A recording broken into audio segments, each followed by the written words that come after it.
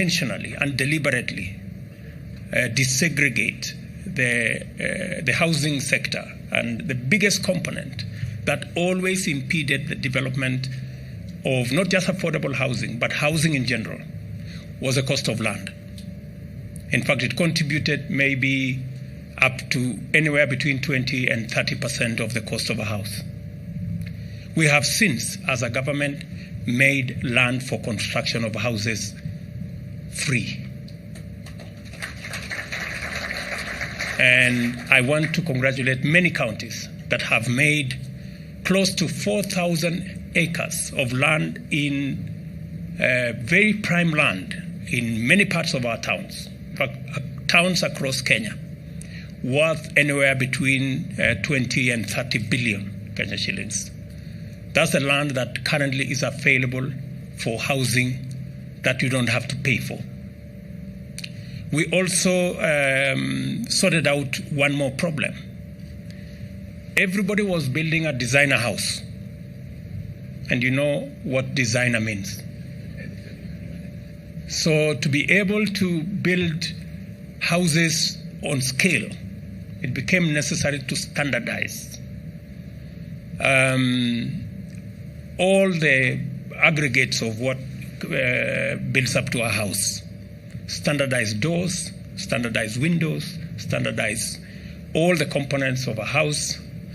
And today I can tell the private sector proudly that we have standardized all doors for all affordable housing units. We have standardized all windows, hinges, and all the other components. And in our plan of 200,000 houses, what that means is that we, the private sector, the cement manufacturers, the steel manufacturers, the people involved in producing housing products, you now have a clear path on what you can build your business towards. In our housing plan of 200,000 houses every year,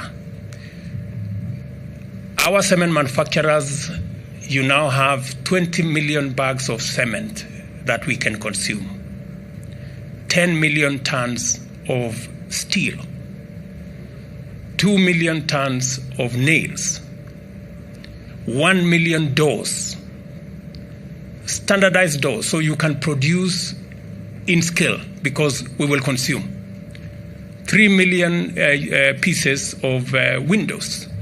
So those listening to me can begin to formulate their business and go into production because we will consume these units.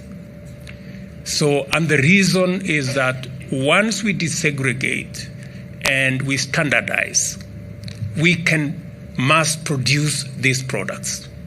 Mass production reduces the cost of production and the availability of these units. And that is the whole essence behind what we are doing in our housing space. That, of course, has other attendant. One final thing we decided to resolve using the housing fund, and hopefully this REITs and all the other REITs that will come after this, and we have encouraged our pension schemes to come on board, is the offtake plan. So if we sort out the land for construction, we also make the housing development itself competitive by producing en masse and in scale. And we provide an offtake plan that is sensitive to low-income Kenyans. Then we have sorted out the whole housing jigsaw and we can go into production. And that is what the government of Kenya is offering.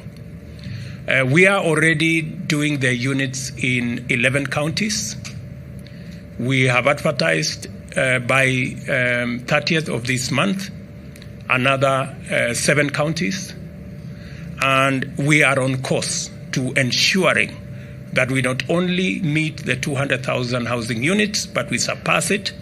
And therefore, I am challenging our pension schemes to step up and provide the offtake. I know a fund manager is looking at a treasury bond, and that gives him a fair return. I want to encourage you that you will not only get a fair return by investing in our housing scheme, but you will have big impact. You can look at a house and you can proudly say, I supported Kenya, a Kenyan to have a roof over their heads. So I think it will be a double win. We look to the capital markets as the principal source of the funds for the affordable housing program, as well as development pillar of our transformational agenda. In particular, the investors participating in the public-private partnership that will become the favored delivery mechanism, which will benefit tremendously from affordable capital sourced in liquid and efficient capital markets. Further, beyond PPPs, the government is committed to the expeditious divestiture of government interest in various entities across several sectors through privatization. We expect the capital markets to rise to the occasion and mobilize capital and give the taxpayers excellent value. Again, as I made a commitment when I came to this stock exchange, this securities exchange last year, I made a commitment that government is going to divest so that we can democratize our wealth and allow more Kenyans to own a piece of what is Kenya, and especially entities that are